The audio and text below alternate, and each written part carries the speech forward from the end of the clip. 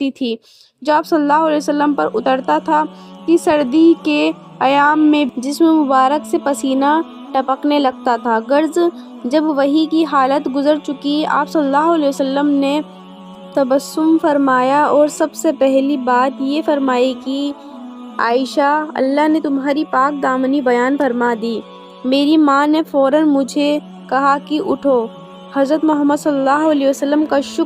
شکریہ ادا کرو۔ میں نے کہا، خدا کی قسم میں آپ صلی اللہ علیہ وسلم کا شکریہ ادا نہیں کروں گی بلکہ اپنے پروردگار کا شکریہ ادا کروں گی۔ اور اللہ تعالیٰ نے یہ 10 آیات اس باب میں نازل فرمائیں، یعنی جن لوگوں نے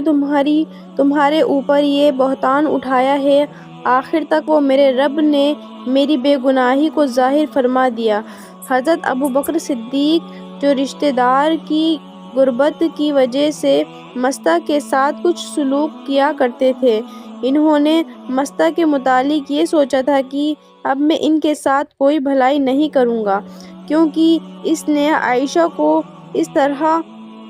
متہم کیا ہے۔ چنانچہ اللہ تعالیٰ نے یہ آیت نازل فرمائی، ترجمہ یہ: جو لوگ تم میں بزرگ اور صاحب فضل ہیں وہ اس طرح قسم نہ کھائیں۔ اس کے بعد حضرت ابوبکر رضی اللہ تعالیٰ عنہ کہنے لگے کہ میں تو خوش ہوں کہ اللہ مجھے بخش دے، اور پھر وہ مستہ سے جو سلوک کیا کرتے تھے وہ جاری کر دیا اور کہنے لگے، باخدا میں اس سلسلے کو کبھی بند نہ کروں گا۔ حضرت عائشہ فرماتی ہیں کہ حضور اقدس صلی اللہ علیہ وسلم نے تہمت کے ایام میں ام المؤمنین زینب سے، جو میری سوکن ہے، میرا حال دریافت کیا کہ تم عائشہ کو کیسا جانتی ہو اور تم نے ان کو کیسا پایا؟ انہوں نے عرض کیا، یا رسول اللہ،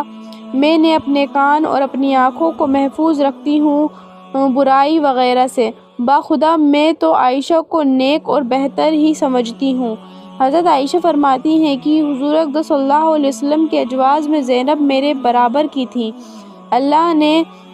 ان کی نیکی کی وجہ سے ان کو محفوظ رکھا، مگر ان کی بہن حمنہ نے لڑائی شروع کر دی اور وہ بھی تہمت لگانے والوں کی ہمراہ ہلاک ہو گئی۔ ابن شہاب کا قول ہے کہ یہ حدیث 4 آدمیوں سے مجھے پہنچی: عروہ، سعید، علقمہ، عبید اللہ۔ عروہ نے یہ بھی کہا ہے کہ حضرت عائشہ بیان کرتی تھیں کہ باخدا جس شخص سے مجھے متہم کیا گیا تھا، یعنی صفوان بن معطل، وہ ان باتوں کو سن